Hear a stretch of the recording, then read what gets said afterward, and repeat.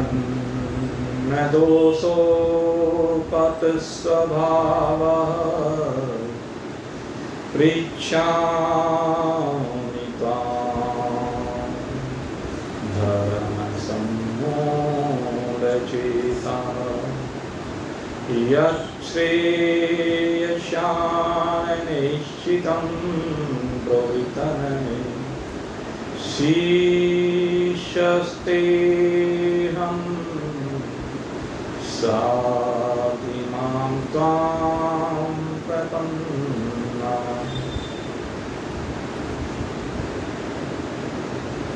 उपस्थित भगवत पथ पथिक जिज्ञासु हैं।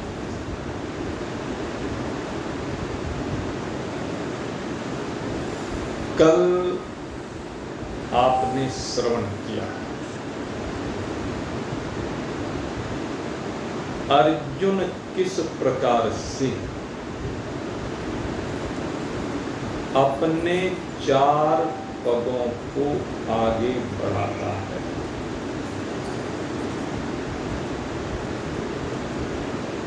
और उसको श्रवण करते हुए आपने जाना कि ये केवल अर्जुन के विषय में चर्चा नहीं है, ये केवल अर्जुन की बात नहीं है। पृच्छामि त्वाम धर्म सम्मूढचेतः। प्रत्येक जिज्ञासु धर्म के विषय में सम्मूढ़ चित्त वाला ही है, क्योंकि सम्मूढ़ता तब समाप्त होती है जब अपने स्वरूप में विराजमान हो जाए, नहीं तो तब तक तो अज्ञान है और अज्ञान में बंधा हुआ जीवत्व है। और जब तक जीवत्व है तब तक सुख की कल्पना है। अगर आप सुख चाहते तो इस मूढ़ता से बाहर आना पड़ेगा, अज्ञान से बाहर आना पड़ेगा, जीव भाव की सीमा से बाहर निकलना पड़ेगा, क्योंकि जीव ही बंधन में रहता है। और जीवत्व से बाहर निकलने के लिए पूछना पड़ेगा, जैसे अर्जुन ने पूछा कि प्रभु मैं धर्म के विषय में सम्मूढ़ चित्त हूं। अधिकांश जीव जिन्होंने इस मनुष्य शरीर को धारण किया है वो छोटे छोटे कर्मकांडों को लेकर के केवल उन्हीं को धर्म समझ लेता है। पूजा पाठ की कुछ विधियां, समाज का उपकार करने के कुछ तरीके, इनको करके वो सोचता है कि मैंने मंजिल को प्राप्त कर लिया। लेकिन मेरे मित्र, ये तो मंजिल की ओर एक छोटा सा कदम है, बहुत छोटा सा। आप सोचें कि इन कार्यों से मंजिल मिल गई। मेंढक कुएं में गिर गया, कुएं का जल सर्वोपरि हो गया। नहीं भाई, कुएं की जल की एक सीमा, कुएं का जल सीमा में बंधा हुआ है, और जब सीमा में बंधा हुआ है वो तुझे असीमता में ले जा नहीं सकता। इसी तरह से सारे कर्मकांड, सारे परोपकारी कार्य एक सीमा में बंधे हुए, जिनके फल सीमित हैं। और अगर यदि तू बंधन से मुक्त होना चाहता है, तुझे असीमता में आना पड़ेगा। और असीमित परमात्मा है। तो अपने कर्मकांडों को करके ये सोचता हो कि यही परमात्मा का स्वरूप है, नहीं, ये तो एबीसीडी है। ये एबीसीडी मात्र है, लेकिन इस एबीसीडी को किए बिना, पढ़े बिना भी तू अपने स्वरूप की ओर गमन नहीं कर सकता। ये भी सत्य है। तुझे इस एबीसीडी को भी पढ़ना है, लेकिन इस एबीसीडी में अटकना नहीं है। समस्या कहां आती है? जब तू एबीसीडी में अटक जाए।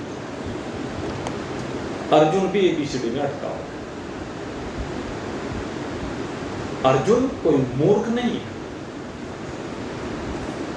अर्जुन वो है जिसके बल पर राजसूय यज्ञ किया गया।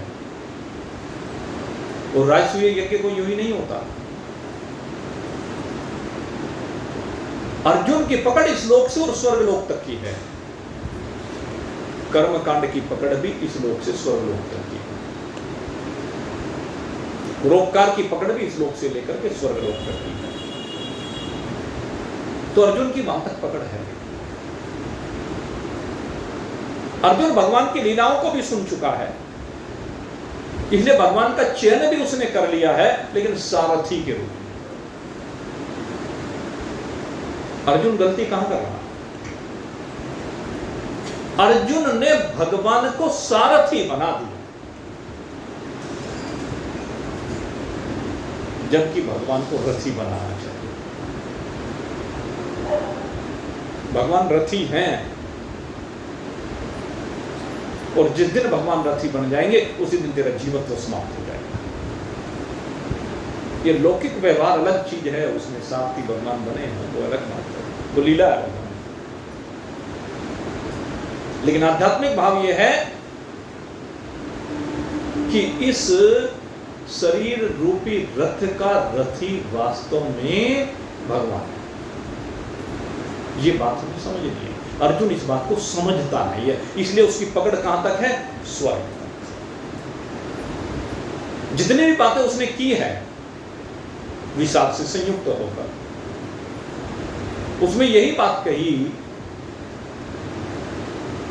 कि स्वर्ग की प्राप्ति हो, स्वर्ग तक के भोग। उन्हें स्वर्ग से आगे की बात ही नहीं की, धर्म के विषय में सम्मूल होकर के कुल धर्म की बात की, कुल धर्म के नष्ट होने की बात की, कुल की स्त्रियों के दूषित होने की बात की, वर्ण संकर संतान की बात की, पितरों के नरक में गिरने की बात कही, या स्वर्ग प्राप्ति की बात कही। इस लोक का राज्य और स्वर्ग का राज्य।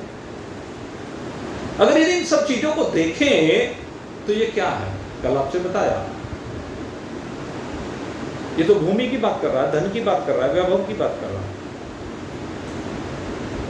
और मोह के कारण से उनसे विरक्त हो रहा है। ये जो विरक्ति है ये जायज है, लेकिन मोह के कारण विरक्त होना ये ठीक नहीं। भगवान के कारण विरक्ति हो तो जायज है, भगवान को प्राप्त करने के लिए विरक्ति हो तो बिल्कुल ठीक है। उसी को वैराग्य कहा गया। मोह के कारण उनके मरने के भय से राज्य का लोभ छोड़े, इसको वैराग्य नहीं कहा जाता। बेटा बीमार हो गया और बेटे के बीमार होने पर जो कोड़ी कोड़ी माया जोड़ी उसके ऊपर लगाने को तैयार हो गया। उसके लिए अपने सारे धन को छोड़ने के लिए तैयार हो गया, तो इसे धन का त्याग नहीं कहा जाता। धन का त्याग वो है कि अपने सारे धन को अगर जैसे तू बेटे के ऊपर खर्च कर रहा है, बेटे को दे रहा है, उस धन को क्या तू परमार्थ में लगा रहा है? अगर तू अपने धन को परमार्थ में लगाने की सामर्थ्य रखता है, वो वैराग्य होगा, वो त्याग होगा। इसलिए अर्जुन ने अब तक जो बात कही वो त्याग की बात नहीं है, वो वैराग्य की बात नहीं है, वो मोह के कारण वैराग्य है। इसलिए भगवान ने कहा मोह के कारण तुझे जो युद्ध से विरक्ति हो रही है ये कायरता, कृपणता।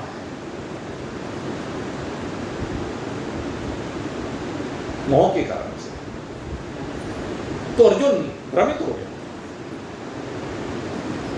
ये तो वैराग्य है ही नहीं, ये तो त्याग है ही नहीं, ये तो मेरा मोह बोल रहा है। इसलिए कहा कि मैं धर्म के विषय में सम्मूढ़ चित्त हूं, धर्म के विषय में निर्णय नहीं कर पा रहा। जब निर्णय नहीं कर पा रहा हूं तो कहने लगे मुझे पूछना चाहिए, और इसीलिए उसने धर्म के विषय में फिर भगवान से पूछा, पृच्छामि त्वाम धर्म सम्मूढ़ चेता।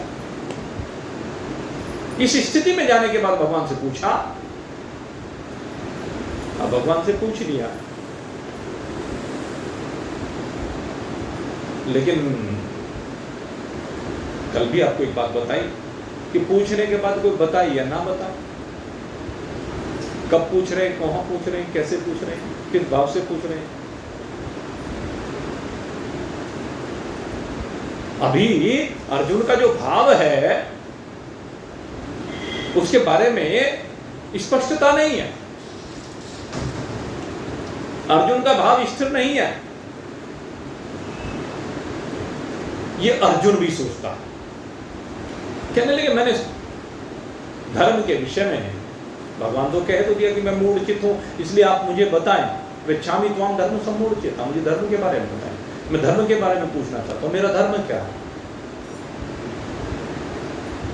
लेकिन साथ में अब कहता है कि मैं दूसरे धर्म के बारे में जानना चाहता हूं। अर्जुन ने अपना भी चिंतन किया कि मुझे कौन से धर्म के बारे में पूछना चाहिए।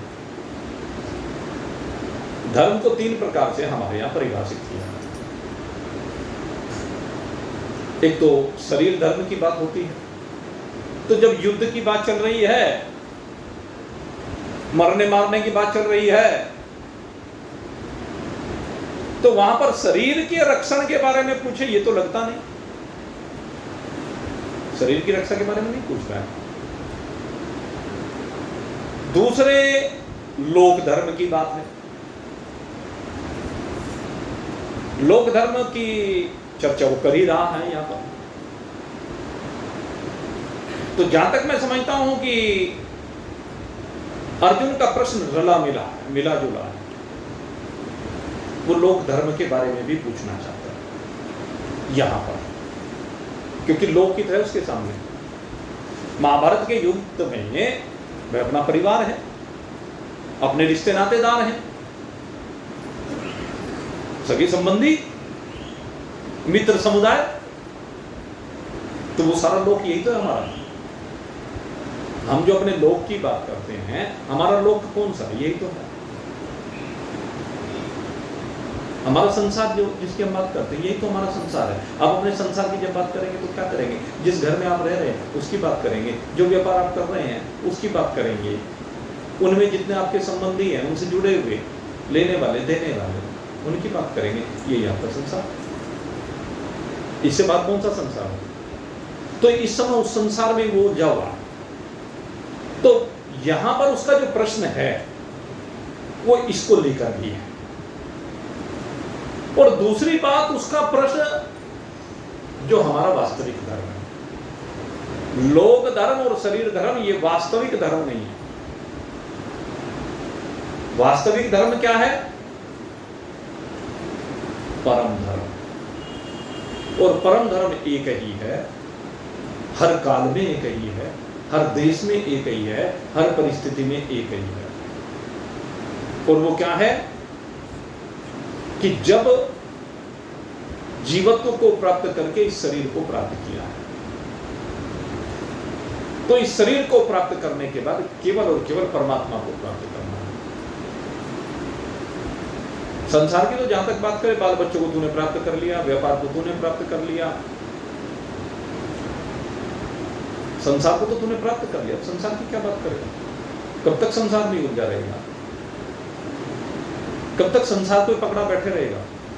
कब तक इन बालकों के लिए अनर्थ करता रहेगा, पाप कर्म करता रहेगा, बालकों को लेकर के दूसरे के साथ छल करता रहेगा, हेरा फेरी करता रहेगा, भाई भाई का शीश काटता रहेगा? कब तक? चिंतन करके देखो। ये भाई भाई का शीश काटने के लिए तो तैयार बैठे हैं।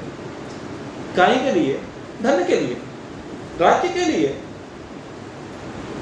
यही सब कुछ तो हो रहा है। संसार में भी यही हो रहा है और यहां भी यही हो रहा है। इसमें कोई अलग नहीं। महाभारत की दूसरे की कहानी नहीं, हमारे सबकी अपनी कहानी है। और महाभारत इसीलिए लिखी गई कि हमें प्रेरणा मिले कि भाई भाई आपस में जब कट करके मरते हैं तो किसका विनाश होता है। ये विनाश लीला जो महाभारत में हुई है वो हर घर में ना हो, हर घर इससे सीखे और व्यक्तिगत लोभ लालच को छोड़ करके धर्म के पथ पर चले। जो शास्त्रों में धर्म कहा गया, वो चाहे लोक धर्म की बात हो चाहे परम धर्म की बात हो। परम धर्म में तो बस एक ही बात है कि मैं कौन हूं। परम धर्म यही है, इस बात को जानना। परम धर्म की शुरुआत यहां से होती है कि मैं कौन हूं, ईश्वर कौन है और ये जगत क्या है। इन तीन प्रश्नों का उत्तर परम धर्म में जानना है। और जब इन तीनों प्रश्नों का उत्तर जान जाता है और फिर मान जाता है और मान करके उसमें ढलता चला जाता है और चराचर जगत केवल एक अपना स्वरूप नजर आता है। सर्व खलविदं ब्रह्म। जब सर्व खलविदं ब्रह्म रूप से अपने आप को अनुभूत करता है तो यहां परम धर्म को आ जाता है। तो इस प्रकार से तीन धर्मों की चर्चा की गई। यहां पर अर्जुन दो धर्मों के विषय में उसका जो प्रश्न है, यश श्रेय शान निश्चितम ब्रूहि। यहां पर एक तो श्रेय बात की, लेकिन साथ में कहा है निश्चित करके बताओ। दूसरा पग ये है अर्जुन का, कहते हैं श्रेय मार्ग की बात कर रहा हूं, प्रेम मार्ग की नहीं। प्रेम मार्ग कर्मकांड से संयुक्त मार्ग होता है, प्रेम मार्ग परोपकार से संयुक्त मार्ग होता है। प्रेम मार्ग कोई खराब मार्ग नहीं है। एक तो प्रेम मार्ग ये है कि आप बंधे पड़े हैं, लेकिन एक प्रेम मार्ग वो है जो संसार के लिए हितकारी मार्ग है। उसको शास्त्र में यहां पर प्रेम मार्ग उसे कहा गया। उपनिषद में श्रेय मार्ग और प्रेम मार्ग की जब चर्चा आती है तो उसमें प्रेम मार्ग कहा कि जो कर्मकांड करता है, जो लोक हितकारी कार्य करता है, परोपकार करता है। लोक धर्म में यही है। लेकिन जब श्रेय मार्ग की बात की जाती है तो श्रेय मार्ग एकमात्र यही है। और जहां तक निश्चित करने वाली बात है, यहां पर अर्जुन ने कह तो दिया कि निश्चित करके बता दो मुझे, तो बस एक निर्णय दे दो बस मुझे। तो भाव क्या है अंदर? चित्त डावाडोल है, अभी चित्त स्थिर नहीं है, चंचल। लेकिन फिर भगवान से यह भी कह दिया, यह श्रेय शान निश्चितम ब्रूहि। मुझे निश्चित करके बताओ, मुझे एक निश्चित मत बताओ जिससे मेरा कल्याण। श्रेय मार्ग की बात करने वाला कल्याण की बात कर रहा है। अब कल्याण की बात करें, कोई भी जीव कल्याण की बात करे, पहले धर्म के विषय में बात, फिर कल्याण की बात। अब कल्याण के विषय में अगर यदि बात करें तो कल्याण के विषय में बात ऐसे नहीं होती।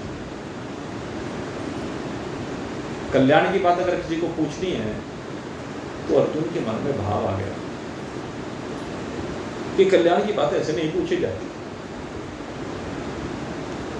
अब किसी से कहा भाई बता दो, ये कल्याण की बात ऐसे पूछी नहीं जाती और न ऐसे बताई जाती। कल्याण की बात तो जिसको जाननी है विधि पूर्वक जानी जाती है, उसकी विधि है। बड़े बड़े ऋषि मुनियों ने परंपरा से इस विधि को निभाया है। जो जिज्ञासु होते हैं समित पानी होकर के विधि पूर्वक गुरु की शरण में जाते हैं। जो ब्रह्म ज्ञान प्रदाता गुरु हैं उनकी शरण में जाते हैं और शरण में जाकर के प्रणिपात करते हैं, सेवा करते हैं, गुरु की सेवा करते हैं, गुरु के आश्रम पे सेवा करते हैं। बड़े बड़े राजे महाराजाओं भी जब जिज्ञासु होकर के गए तो वो भी भिक्षा मांग करके लाए। अगर भगवान भी गुरु के आश्रम पर जा रहे हैं विद्या अध्ययन करने के लिए तो भिक्षा उनको मांगेंगे। भगवान श्री राम हो चाहे भगवान श्री कृष्ण हो, भिक्षा मांगने से अहंकार जमीन पर आ जाता है। इसलिए सेवा अनिवार्य है। हमारे गुरुदेव बताया करते थे, क्योंकि कई बार दुरुपयोग भी होता है। तो जहां शुरुआत में संन्यास लेने के बाद जहां जहां भी गए, अब किसी न किसी के सानिध्य में रहे, बहुत अल्प समय रहे जब भी, तो कहते हैं कि भाई वो उनके लिए भिक्षा मांग के लाते। ग्रुप होता और ग्रुप में हम भिक्षा मांग के लाते और भिक्षा मांग के लाने के बाद भी सूखी रोटी खाने को मिल जाती, कल की रखी हुई, पानी से लगा होता। लेकिन कभी चिंतन नहीं किया, कभी सोचा नहीं।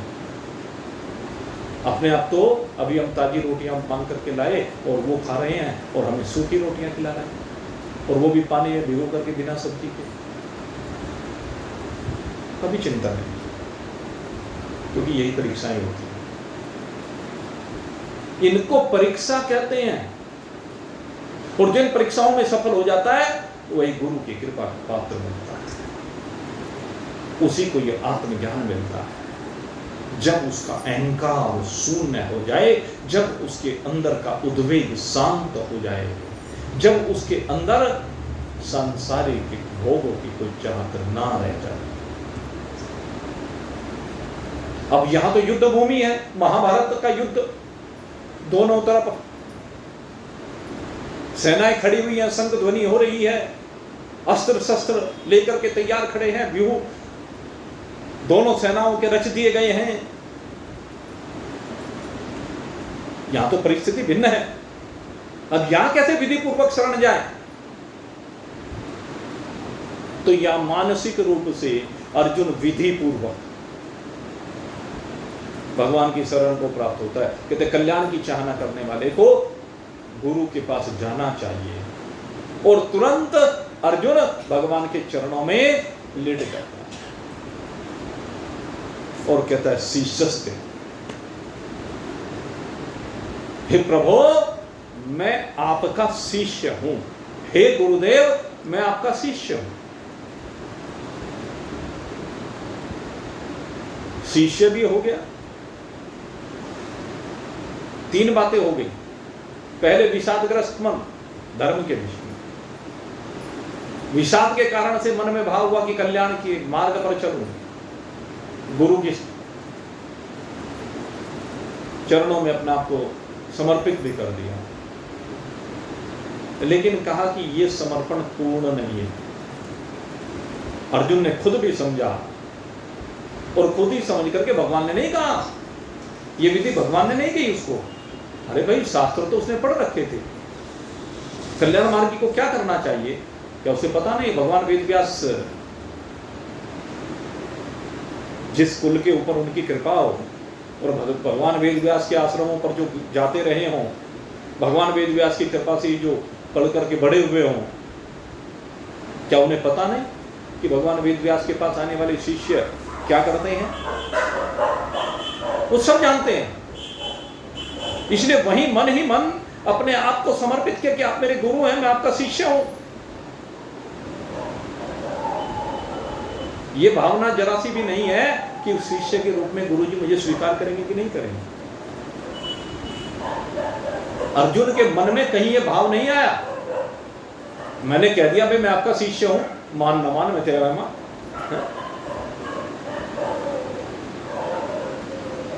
कोई भी आके कह दे, अब ऐसे जरूरी थोड़े ना है। अब आपके पास कोई आया और आकर के कहने लगे जी मैं आपका बेटा हूं, कोई भी आया और आपके पास आकर कहे जी मैं आपका बेटा हूं, मान लोगे?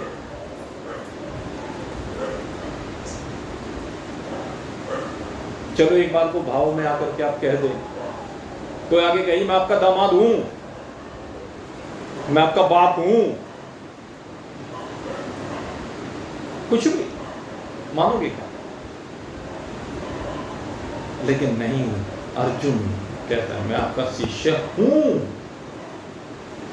और साथ में कह दिया सबसे बड़ा भाव है। असली पग ये है। पग तो तीन ही है वैसे वास्तव में पूछा देखा जाए। पहले तो मन की दुविधा है, धर्म के विषय में सही चिंतन का ना होना, ये तो दुविधा है मन की। मन का डिस्टर्ब होना, अशांत होना, चिंताग्रस्त होना, मोहग्रस्त होना, शोकग्रस्त होना, यही सारे लक्षण तो दिखाई दिए। प्रथम अध्याय में अर्जुन विषाद योग में यही तो सब कुछ दिखाई दिया है। चिंता, तनाव, मोह, शोक, यही सब है। अब इन सबसे बाहर निकलना है, और इन सबसे बाहर निकालने वाले एकमात्र कौन है? गुरु हैं। इसलिए क्या कहा? साधि मां त्वं प्रपन्न। अब कह दिया हे गुरुदेव मैं आपकी शरण में। अब शास्त्र कहता है कि जो इस प्रकार से गुरु की शरणागति को प्राप्त हो जाता है, तो इस स्थिति में सारा दायित्व गुरु का बनता है। पहली तीन स्थितियों तक गुरु का दायित्व नहीं है, गुरु की जिम्मेदारी नहीं। लेकिन अगर ये चौथी स्थिति है साधि मां त्वं प्रपन्न, शरणागति, तो शरणागति में अब सारा दायित्व उसका श्रेय करने का, उसका कल्याण करने का, उसका हित करने का, वो गुरु के ऊपर आ जाता है, और गुरु को उसका उद्धार करना ही पड़ेगा। जिसने 100% अपने आप को समर्पित कर दिया, गुरु को उसका कल्याण करना पड़ेगा। और ये बात भगवान ने स्वीकार भी की और करी भी है, एक बार नहीं अनेक बार की है। भगवान के श्रीमुख से अंतिम जो मंत्र निकलता है, यही तो बात कही भगवान ने। जो भगवान सबके लिए कह रहे अर्जुन ने वही तो किया है। सर्वधर्मान् परित्यज्य मामेकं शरणं व्रज। अब तेरे सारे धर्म खत्म। कब? जब तू एक मेरी शरण में आ गया। और शरण में आए हुए को ही भगवान एहम त्वा सर्व पापेभ्यो, सारे पापों से, जन्म जन्मांतर में कितने भी पाप कर रखे हो, सारे पापों से, अहम त्वा सर्व पापेभ्यो मोक्षयिष्यामि मा शुचः, यानी सबसे मुक्त, जितने भी पाप हैं सबसे मुक्त। कहते मैं तुझे सारे पापों से मुक्त करके पूर्ण पवित्र कर दूंगा।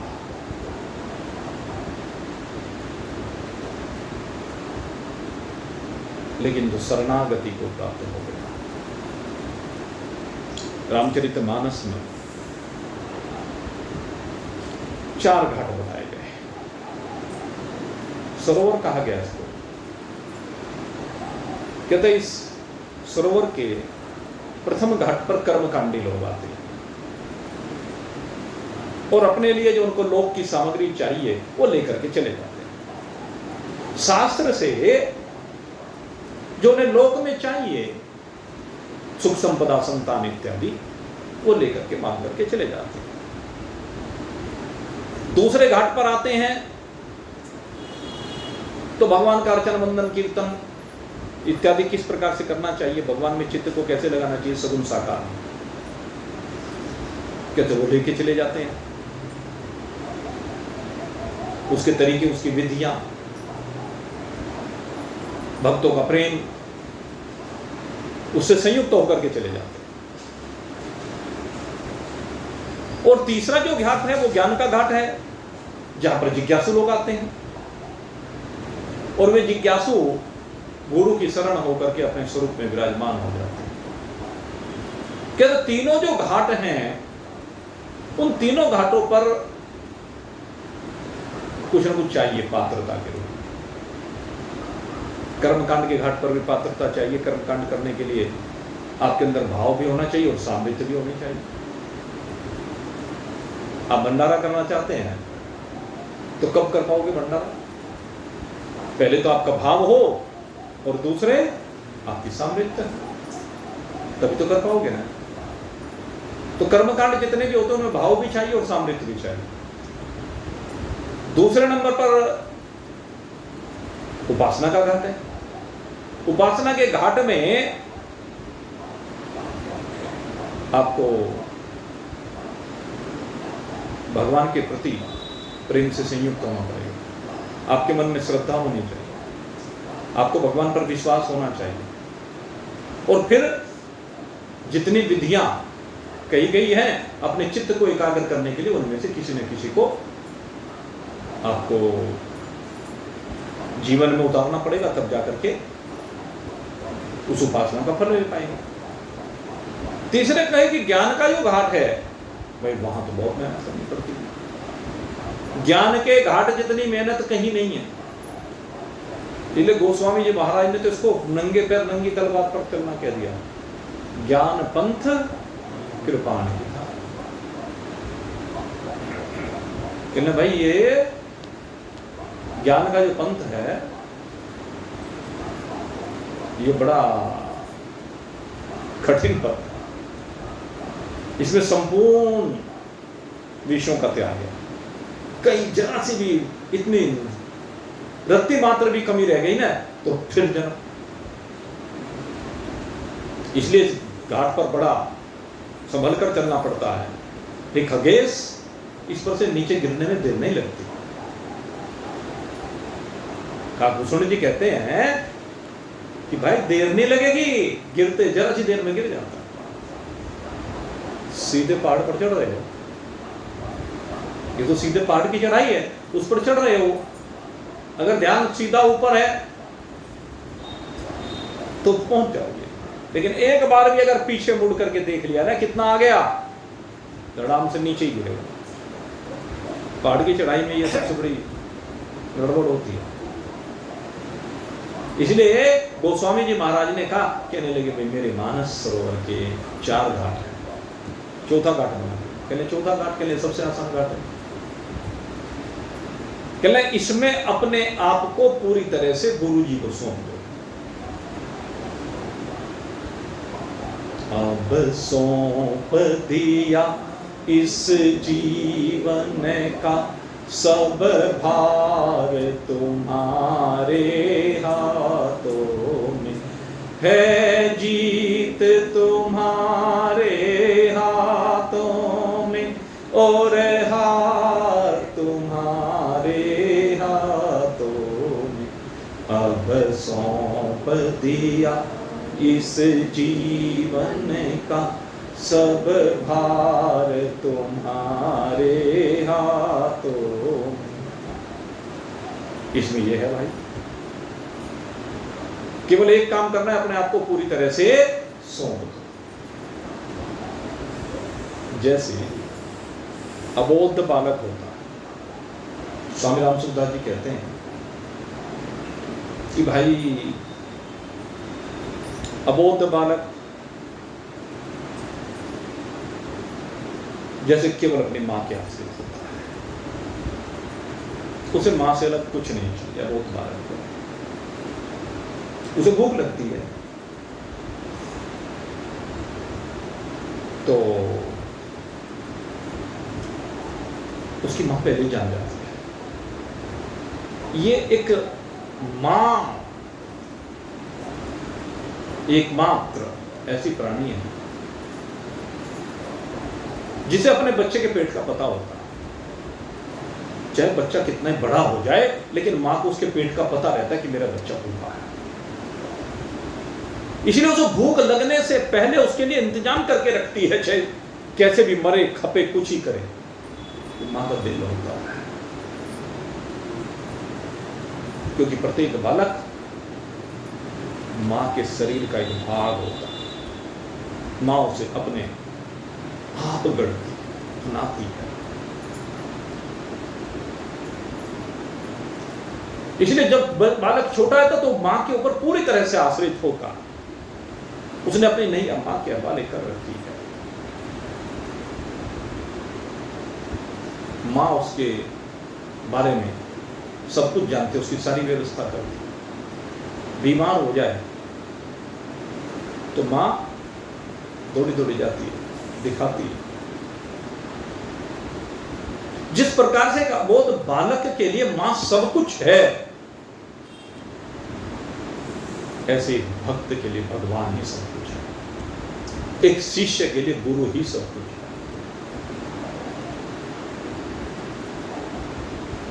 साधि मामतम प्रपन्न, अर्जुन कहता है कि मेरे लिए तो बस आप ही सब कुछ है। मैंने तो अपना सारा आपको सौंप दिया। अर्जुन के भाव, आप गुरु हैं, मैं आपकी शरण हूं।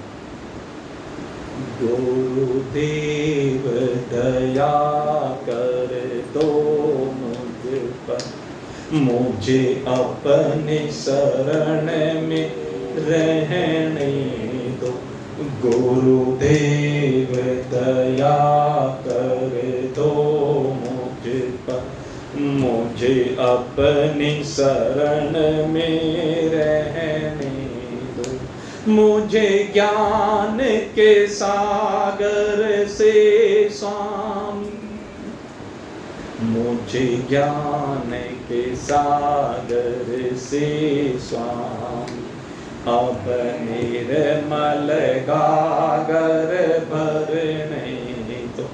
गुरुदेव दया कर दो मुझ पर, मुझे अपनी शरण में रहने दो।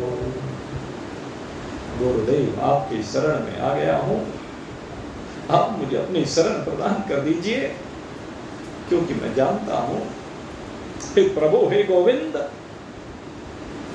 तुम्हारी शरण में जो भी कोई आ जाता है वो क्षण मात्र में पार हो जाता है।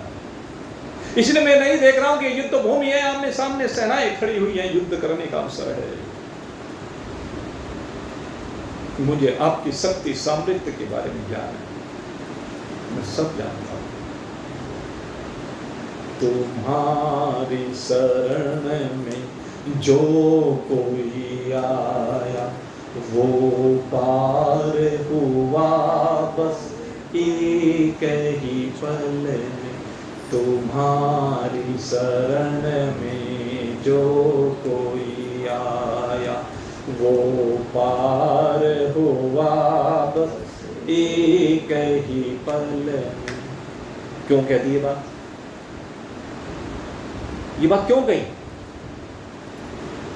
जब द्रौपदी की साली को खींचा जा रहा था दुशासन के द्वारा, वो अपनी साड़ी को पकड़ करके बचाने का प्रयास कर रही थी, क्योंकि सब पांडवों ने गर्दन झुका ली थी। भीष्म पितामह आचार्य, द्रोण कृपाचार्य, धृतराष्ट्र, सबने गर्दन झुका ली। अब असहाय हो गई। और वहां पर अब देरी की बात नहीं थी, एक अबला नारी थी और एक साड़ी को खींचना था, कितना समय लगता? आप सोच के देखें, कितना समय लगता है? एक 5 मीटर की साड़ी, उसको दुशासन जैसा दुष्ट लेकिन बलवान योद्धा जब खींच रहा है तो कितना समय लगेगा? इसलिए कहा एक पल मात्र की बात की, क्योंकि वहां अगर देरी हो जाती तो सारा काम ही गड़बड़ हो जाता। तुम्हारी शरण में जो कोई आए, द्रौपदी आई ना शरण में, वहीं तो उसने भगवान की शरण को ग्रहण किया, कहले प्रभु और कोई नहीं मेरा, हे गोविंद आपके अतिरिक्त अब कोई नहीं है। और जो बात द्रौपदी ने कही वही अब अर्जुन भी कहेगा, नहीं प्रपश्यामि अमात्मत्या या शोकमुच्छोषणम इंद्रियाणाम। अगले मंत्र में यही बात अर्जुन भी कह रहा है, मुझे इस धरा पर दूसरा कोई दिखाई नहीं देता आपके अतिरिक्त, कि आपके अतिरिक्त कोई और हो जो मेरे शोक को दूर कर सके, मेरे इस मोह को दूर कर सके, मेरी इंद्रियों की शिथिलता को दूर कर सके। यही बात द्रौपदी ने कही।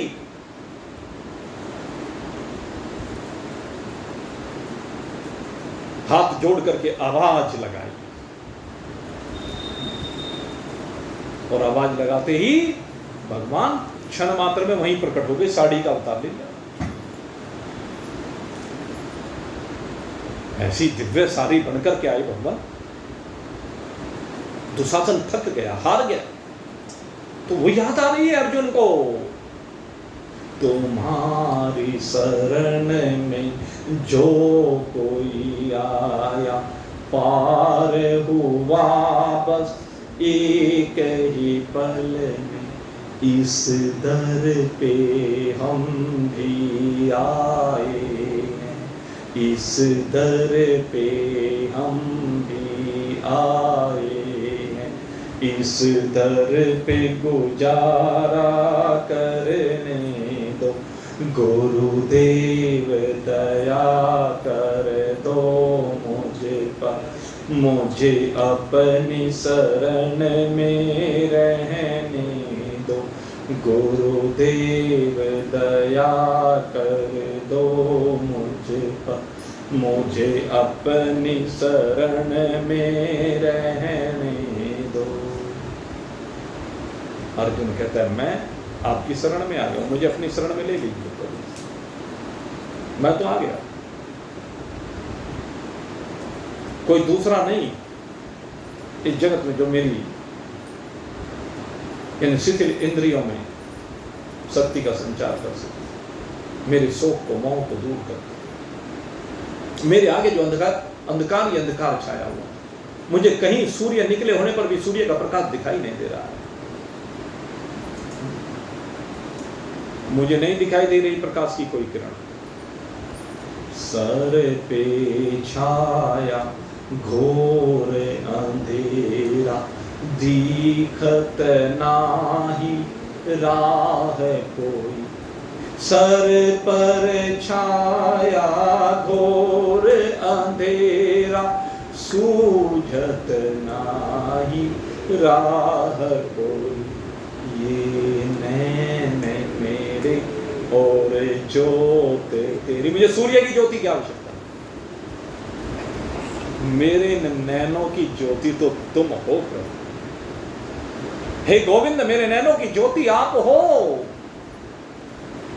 ये नैन मेरे और ज्योत तेरी, इन नैनों को भी बहने दो, गुरुदेव दया कर दो मुझ पर, मुझे अपनी शरण में रहने दो, गुरुदेव दया कर दो मुझ पर, मुझे अपनी शरण में रहने दो। प्रभु, मैं तो आपकी शरण में आ गया हुआ, जो भी करना है स्वार्थ को करना है।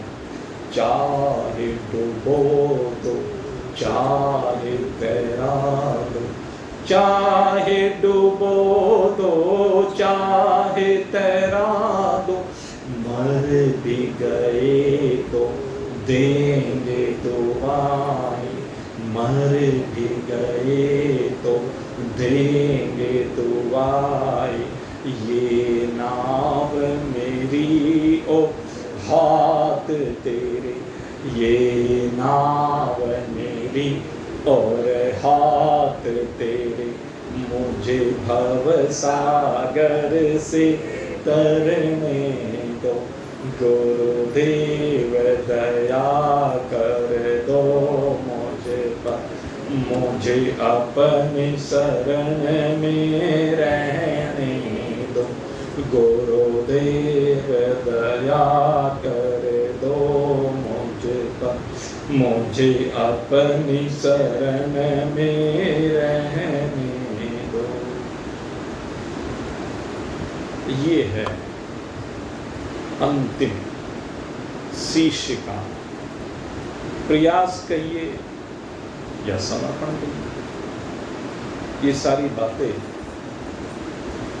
जो अर्जुन ने 4 बात कही एक ही मंत्र में, देखो कैसे एक सूत्र में पिरोया है, एक मंत्र में पिरो दिया सब कुछ। जो आपने कहा सत्य का कार्पण दोषोपत्स्वभाव, भगवान ने कहा कि कर्पणता के कारण मैं युद्ध से उपराम हो रहा हूं, आपने सही कहा। लेकिन अपनी चारों बातों को एक साथ रख दिया 3/4 मंत्र में। 25% मंत्र में भगवान की बात रखी, 75% में धर्म सम्मूढ़ चेता, पृच्छामि त्वाम धर्म सम्मूढ़ चेता यश्रेयस्यान निश्चितम ब्रूहितन में। दूसरी बात कही, तीसरी बात कही शिष्यस्ते हम, चौथी बात कही साधिमाम त्वाम प्रपन्ना। तो एक ही मंत्र में अपने हृदय की सारी व्यथाओं को, सारी इच्छाओं को और आखिर में अपने आप को पूरी तरह से भगवान को समर्पित कर दिया, क्योंकि वो जानता है भगवान के अतिरिक्त कोई दूसरा नहीं। नहि प्रपश्यामि ममाप्नुद्यात् यच्शोकमुच्छोषणमेन्द्रियाणाम् एवाप्य भूमां सपत्नमृद्धं राज्यं सुराणामपि चाधिपत्यं।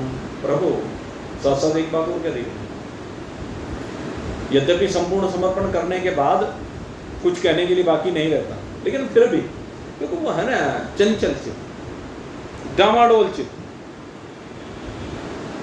कहते प्रभु मुझे नहीं दिख रहा कि ये धरती, ये धन-धान्य, ये शत्रुओं से रहित राज्य या स्वर्ग का आधिपत्य, कहते इन सबके मिलने से मेरे इंद्रियों की जो शिथिलता है, मेरे अंदर जो व्याप्त शोक है वो दूर हो जाए।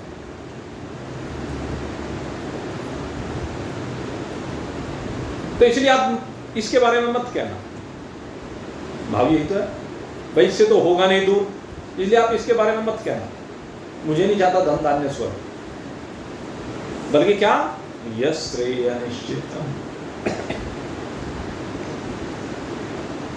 मेरे लिए वो क्या ना जो कल्याणकारी हो। मैं तो अब कल्याण की बात कर रहा हूं, ये पचड़े में नहीं पढ़ना चाहता, पचड़े से बाहर की बात कर रहा हूं। तो अर्जुन ने अपनी बात को रख दिया।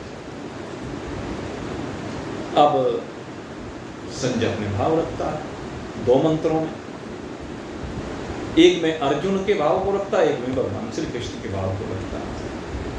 एवमुक्त्वा ऋषिकेशं गुडाकेशः परन्तप न योतस्यति गोविन्दः मुक्त्वा तूष्णीं बभूवः। कहते हैं भगवान श्री कृष्ण से अर्जुन ऐसा कह करके कि मैं युद्ध नहीं करूंगा, चुप हो गए। ये तो अर्जुन की स्थिति। अब जब अर्जुन ने युद्ध के लिए मना कर दिया तो उसके बाद संजय कहता है कि प्रभु हे महाराज, उस समय भगवान श्री कृष्ण हंसने लगे। अर्जुन की उस स्थिति को देख करके हंसते हैं कि देखो कैसा मोह का प्रभाव है। एक तरफ तो शरणागत हो गया और ऊपर से अपना निर्णय भी थोप रहा।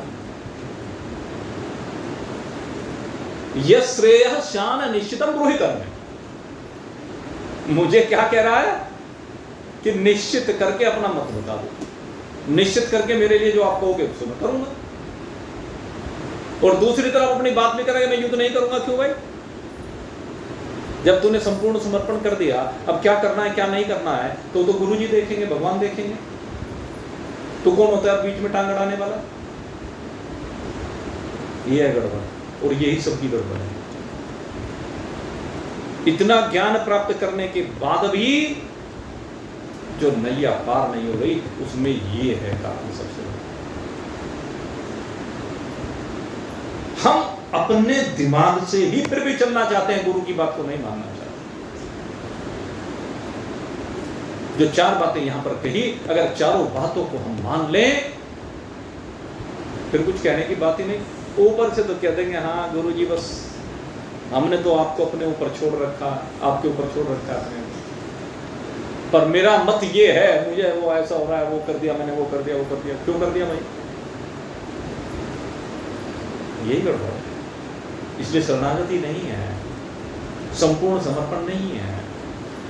इसलिए भगवान हंस भी रहे हैं कि एक और तो मुझे हाथ पकड़ा रहा है, मेरी शरण में आ रहा है, और दूसरी ओर अपने मत को पहले ही थोप रहा है कि युद्ध नहीं करूंगा। तो उस समय फिर संजय कहता है कि हे महाराज, तम उवाच ऋषिकेशः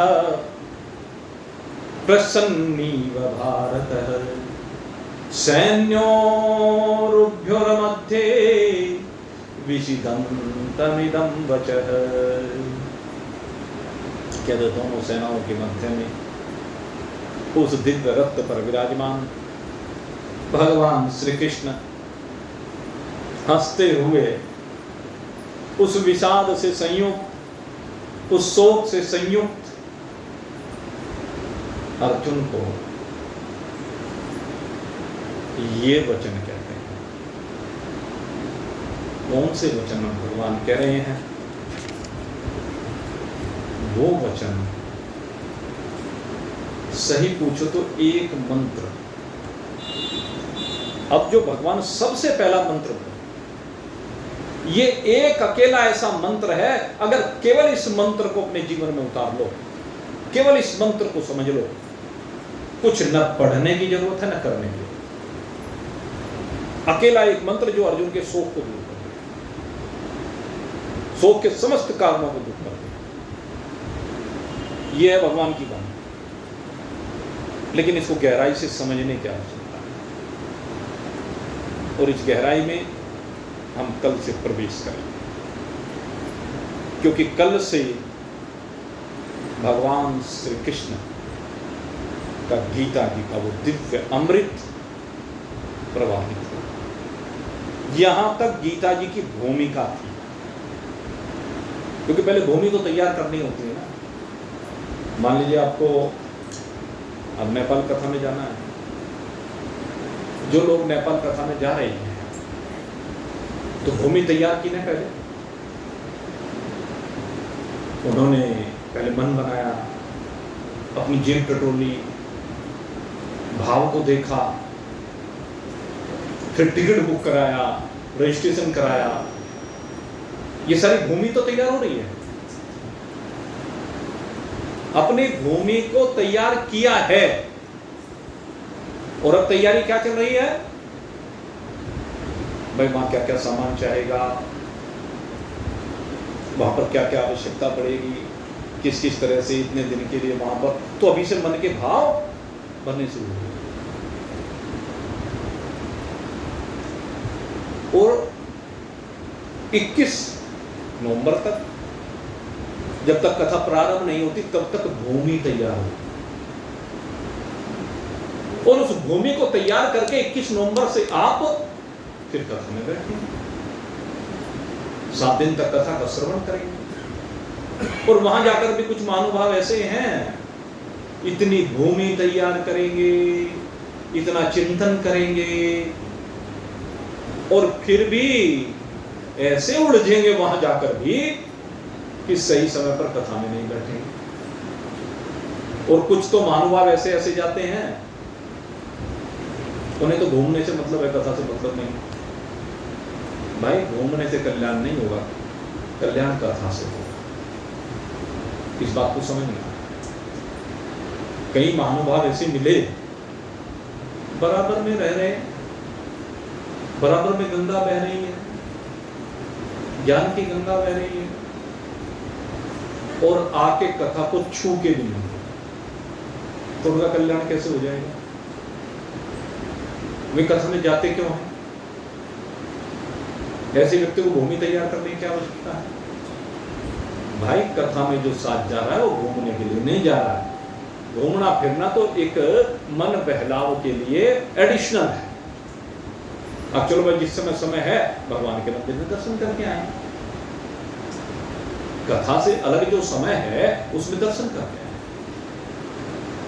नहीं कि हमें तो उसी समय में दर्शन करने के लिए जाना है। अच्छा जाओ, अपना